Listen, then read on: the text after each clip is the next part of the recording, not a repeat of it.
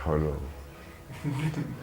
I'm trying to find out. Okay, what makes a marriage work? But just after what makes a marriage work? Hey man, uthando jamani. Love, and much more love. Yeah, you know. Yeah, that's all.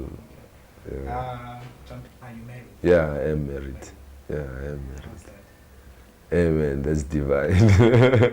That's divine. I mean, is it something that you would encourage to the youth? Yeah, definitely. Because, you know, like, God created us male and female, you know. And, yeah, we have to...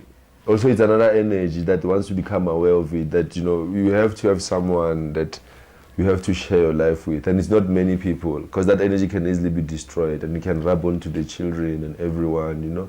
To know that if you have that particular person and God gives them to you, you know, together you have to, you know, yeah, that's beautiful. That's how you become strong, and that's how you find yourself, you know. Yeah, better than watching a good movie.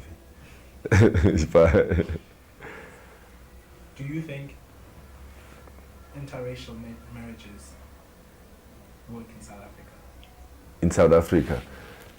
I don't, me personally, I can't speak for interracial marriages, but me personally, I wouldn't really encourage that, you know. Yeah, I think, you know, it's not to say, I just think, you know, there's many things here that have happened that we are not even in the right state of mind. We are not even in a place where we can really make, you know, because I think before we can decide to cross over, we can cross over to learn about other people, but to really fully engage on that level, in fact, and start raising kids. You know, I haven't found my identity. I'm not sure if you fully know your identity, you know, as a white person in South Africa. I'm not sure how I make you feel as a black person, you know, coming to you, depending on how open I become. And it's not